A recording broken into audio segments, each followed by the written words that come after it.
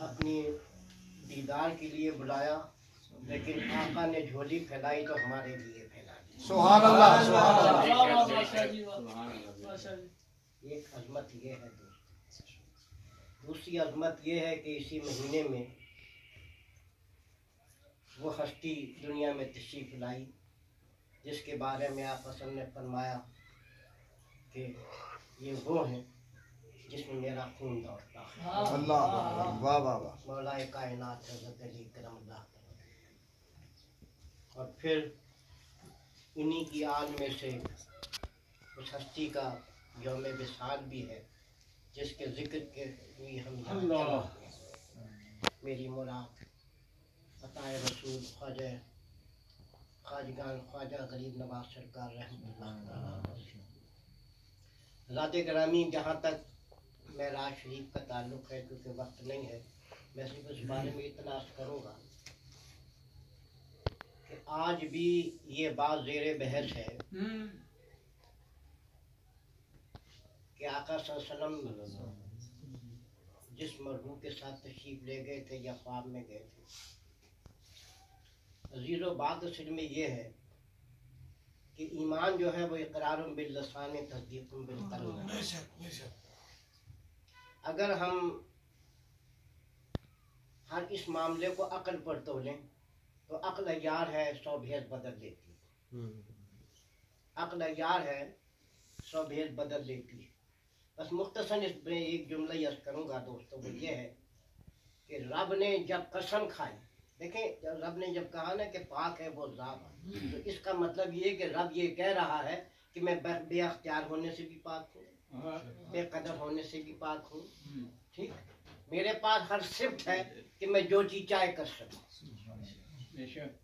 جب رب نے قسم کھا لی اپنے محبوب کو سیر کرانے کا اور سیدنا صدیق اکبر رضی اللہ تعالیٰ نے تصدیق کر دی، تو دوستو بات یہ ہے، پھر ایمان کا تقاضا یہ ہے کہ ہمیں من و ان اس بات کو دل و جان سے اپنے ایمان کا حصہ بنانا۔ اور پھر اگر کوئی آج بھی حجت کرتا ہے تو دیکھیے دو باتیں، ایک ہی بات سن لیجئے کہ بات یہ ہے کہ جن لوگوں نے اس زمانے میں انکار کیا آج بھی ان کی نسلیں انکار کر رہی ہیں، جنہوں نے اس زمانے میں اقرار کیا آج بھی ان کی نسلیں اس کا اقرار کر رہی ہیں۔ سبحان اللہ۔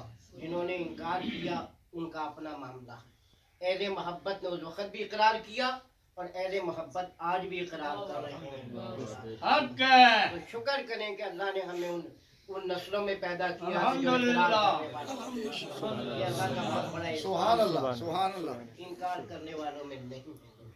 تو دوستو بات یہ ہے کہ بے شک یہ آقا صلی اللہ علیہ وسلم کا تشریف لے جانا ہمارے ایمان کا حصہ ہے۔ کیونکہ دوستو وقت نہیں ہے اس کو ہم نہیں چاہتا، میں صرف یہ چاہتا ہوں کہ 2-3 باتیں مولا کائنات کی شان میں بیان کر دوں۔ سبحان اللہ،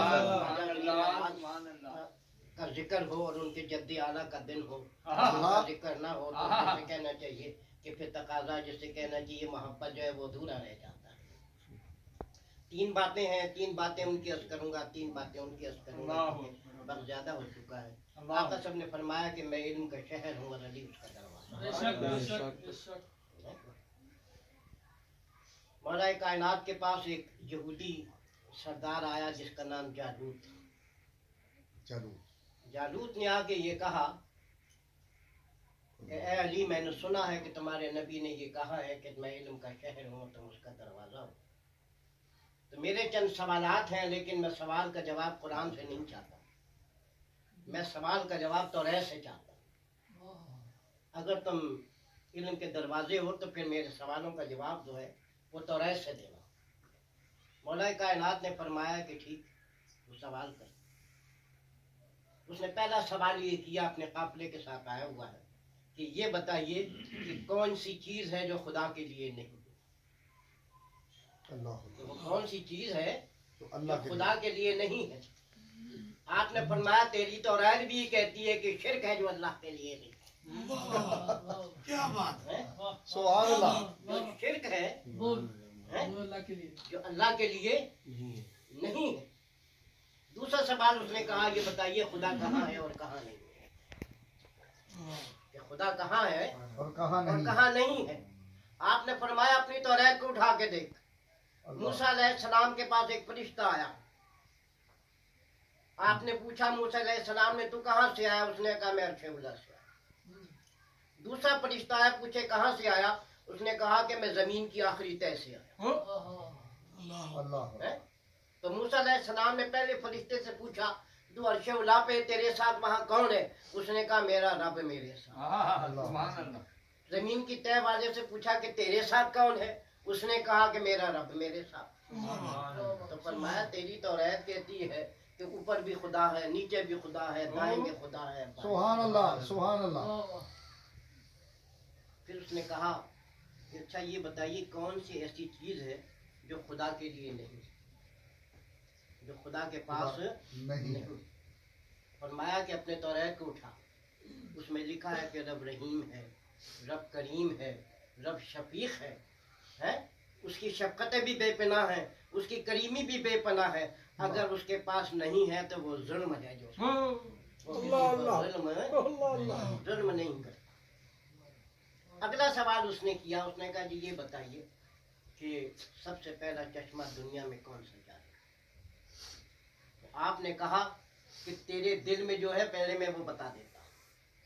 तेरे दिल में ये है कि पहला चश्मा वो है जो बैतुल मक़दस के नीचे जो चट्टान है उसमें बह रहा है।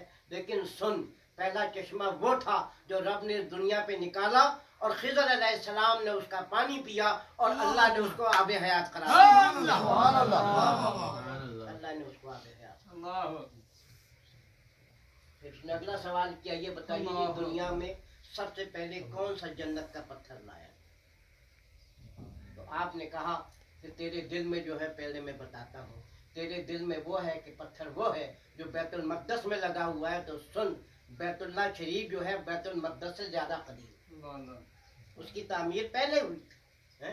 तो हजर अस्वद जन्नत का पहला पत्थर है जो लाया गया जन्नत से और वहाँ पे अब भी मौजूद। उसने कहा अली तुम फटाफट जवाब दे रहे हो, अब आगे सवाल की तरफ में आता हूँ। ये बताओ दुनिया में कौन सी ऐसी चीजें जो घटती बढ़ती रहती, जो घटती बढ़ती रहती?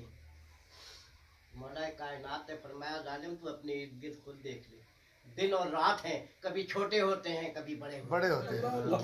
कभी दिन छोटा भी होता है, बड़ा भी होता है, रात छोटी भी होती है। उसने कहा अच्छा बताइए कि वो कौन सी जमीन है जहाँ पे एक मर्तबा सूरज की किरणें पड़ी, न पहले कभी पड़ी थी न दोबारा कभी पड़ेगी? फरमाया वो पानी समंदर की तह थी, दरिया की तह है कि मूसा अलैहिस्सलाम के लिए जब उसको पानी को फाड़ के रास्ता बनाया गया, रब ने बनाया तो जमीन नजर आई है और उस पर जिसे कहना चाहिए सूरज की किरणें पड़ी, न पहले पड़ी थी ना आइंदा पड़ेंगी क्योंकि पानी भरा। अल्लाह। अच्छा ये बताइए कि आप तवाफ जो करते हैं, इंसान करते हैं, जिन करते हैं, हर जीरू करती है, परिंदे करते हैं, दरिंदे करते हैं, खाना काबा का दौरा, कभी किसी बेजान ने भी तवाफ किया आपके खाना काबा का? आपने फरमाया खुद तू देख, क्या वो कश्ती नूह नहीं थी जो खाना काबा का तवाफ करती रही? फिर उसने अगला सवाल किया, उसने कहा ये बताइए कि वो कौन सी चीज़ है जो खुदा ने खुद पैदा की? खुदा ने खुद पैदा की। फिर किसी से पूछा कि तेरे पास क्या? फरमाया तुम अपनी किताब को उठा के देखो, मूसा अलैहिस्सलाम के हाथ में जो असा था वो रबी ने पैदा किया था। रबी पूछ रहा था मूसा तेरे हाथ में क्या है? दूसरा असा मूसा जो है बहुत एक पत्नी, मैं तुर्की गया था तो मैंने उसकी ज़ियारत की थी, आधा घंटा तक उसकी ज़ियारत की। असा मूसा बहुत पतला सा है, बिल्कुल जैसा हमारे यहाँ कलम के काने नहीं होते थे, ठीक उस तरह का पतला सा वो असा मूसा है। बहुत खूबसूरत अंदाज में तुर्कियों ने उसको सजा के रखा हुआ है। तो मैं ये कर रहा था दोस्तों, अगला सवाल उसने कहा ये बताइए कि जन्नत का ताला क्या है? जन्नत का ताला क्या है? आपने फरमाया कुफ्र जन्नत का ताला। पूछा अच्छा ये बता दी उसकी चाबी क्या है अली? तो आपने कहा कि उसकी चाबी इश्क़ मुस्तफ़ा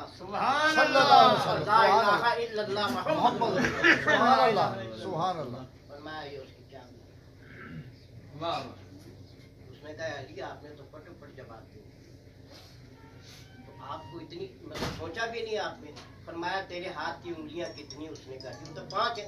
فرمایا جیسا تجھے پتا ہے کہ میری 5 انگلی ہیں، جیسا مجھے ہر علم کے بارے میں سبحان اللہ کے بارے میں جانتا. سبحان اللہ. دوستو بات اصل میں یہ ہے، ایک مرتبہ ایسا ہوا کہ صرف 3 باتیں علم کی. ٹھیک. ایک مرتبہ ایسا ہوا کہ حضرت علی کرم اللہ تعالی کے پاس 2 عورتیں آئیں. ایک بچی ہے اور ایک بچہ ہے. ایک لڑکا ہے اور ایک لڑکی ہے. وہ دونوں حجت کر رہی ہیں. دونوں جو ہے لڑکے کی دعوے دار. دونوں عورتیں کہتی ہیں کہ بیٹا میرا ہے، لڑکا میرا ہے. مولا کائنات نے 2 پیالے منگوائے. پیالے ایک جیسے ہیں، وزن پیالوں کا ایک جیسا ہے. آپ نے دونوں میں تو دونوں کا دودھ نکلوایا، دونوں کو ترازو پہ رکھا.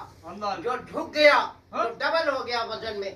آپ نے اس عورت کو بیٹا دے دیا جس کا اور جس کا آدھا ہوا اس کو بیٹی کا. اللہ وہ دونوں خاموشی سے چلی گئیں. لوگوں نے کہا امیر المومنین کی اتنی حجت بازی ہو رہی تھی، یہ کیا تھا؟ آپ نے ایک لمحے میں مسئلہ حل کر دیا. دونوں مطمئن ہو کے چلی گئیں. فرمایا میں نے قرآن سے پوچھا کہ اس کا جواب کیا ہے. قرآن نے کہا کہ اللہ نے مرد کا حصہ عورت سے دگنا رکھ دیا. میں نے کہا کہ وزن ایک جیسا ہو، پیالہ ایک جیسا ہوگا، دودھ کی مقدار ایک جیسی ہوگی، لیکن وزن میں وہ دگنا ہوگا. لہذا وہ دگنا تھا جس کا. سبحان اللہ. ایک مرتبہ ایسا ہوا کہ حضرت ملک فاروق اعظم رضی اللہ تعالیٰ نے خلافت کا زمانہ ہے.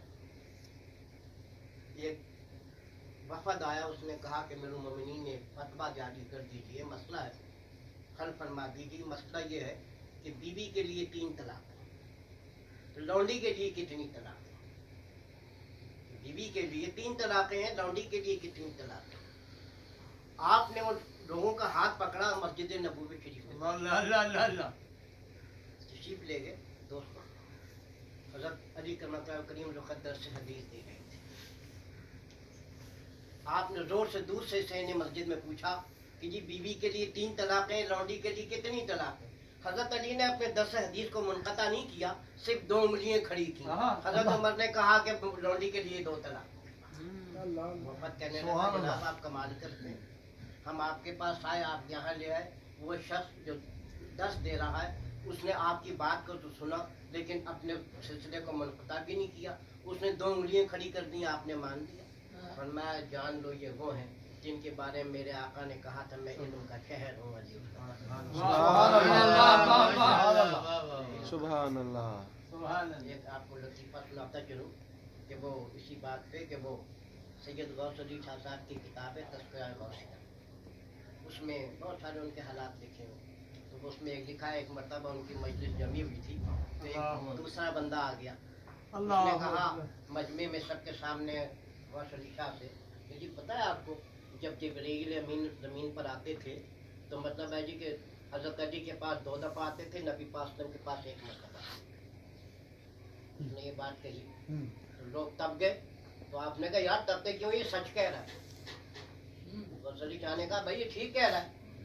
تو اس نے کہا کہ لوگوں نے کہا حضور کیسے ٹھیک کہہ رہا ہے یہ؟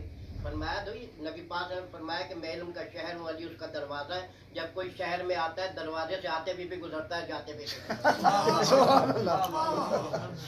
سبحان اللہ. صحیح کہہ رہا ہے کہ دوستوں ایک بات آپ کو بتاتا چلوں کہ جب یہ واقعہ خیبر ہو گیا، آپ کو پتہ ہے واقعہ خیبر کے موقع پر حضرت علی کرم اللہ کریم نے وہ جو باب خیبر تھا وہ 40 گز اونچا تھا اور 40 گز چوڑا تھا. تو آپ نے اس کو ایک ہاتھ سے اٹھا کر 40 گز دور پھینکا تھا. ٹھیک. جب یہ واقعہ ہو گیا، اس کی مطلب واقعہ تو کافی طویل، میں اس کی جو بات اگلے بتانے چاہ رہا ہوں اس طرف آ رہا ہوں. جب یہ واقعہ ہو گیا، واقعہ خیبر ہو گیا، پتہ ہو گئی، تو حضرت علی انہیں کو کوفہ گئے ہوئے تھے. ایک نوجوان تھا جس نے کبھی ان کی زیارت نہیں کی تھی. اس نے سوچا میں اس شخص کی زیارت ضرور کروں جس نے باب خیبر کو 40 گز 40 گز چوڑے کو ایک ہاتھ سے اٹھا کے 40 گز دور پھینک دیا. تو وہ اس خیال سے ڈھونڈتا ہوا آیا. جب وہاں پر پہنچا جہاں حضرت علی کرم اللہ کریم تشریف فرما تھے تو اس نے دور سے دیکھا تو آپ اخروٹ توڑ رہے تھے. کبھی ادھر دانت سے دباتے پھر نہیں ٹوٹتا تھا، کبھی ادھر دانت سے ٹوٹتا ہی نہیں۔ نوجوان دوسرے سے کہنے لگا لو جی تمہارے اخروٹ تو ان سے ایک ٹوٹ نہیں گا، اور انہوں نے باب خیبر کیسے اٹھا دیا؟ وہ دور سے جانے لگا تو آپ نے بلا لیا، آپ نے کہا بھی ادھر آپ کیوں جا رہا؟ اس نے کہا کہ جی کچھ نہیں۔ آپ نے فرمایا تو کیا سوچ رہا تھا؟ وہ ڈر گیا، اس نے کہا نہیں کچھ نہیں۔ پھر آپ نے کہا میں تجھے بتاتا ہوں تو کیا سوچ رہا تھا؟ تو یہ سوچ رہا تھا کہ اخروٹ تو مجھ سے توڑا نہیں جا رہا دانتوں سے، میں نے باب خیبر کر دیا۔ اس نے کہا روح سوچ لیے نا۔ آپ کے چہرے کا رنگ بدل گیا، اپنے امامے کو سیدھا کیا، جبے کو درست کیا اور بیٹھے کہنے لگے سن، اگر آج بھی دنیا میں کوئی باب خیبر ہے تو بتا، میں آج بھی اس کو اٹھا اور سن، تو جو سوچ رہا تھا اس کا جواب یہ ہے کہ اخروٹ جو توڑ رہا تھا میں قوت بدنی سے توڑ رہا تھا، اخروٹ میں قوت بدنی سے توڑ رہا تھا، اور باب خیبر میں نے قوت ایمانی سے اٹھا کر دیا۔ خیبر جو ہے میں نے قوت ایمانی سے اٹھا۔ کیا بات دوستوں، مضمون بہت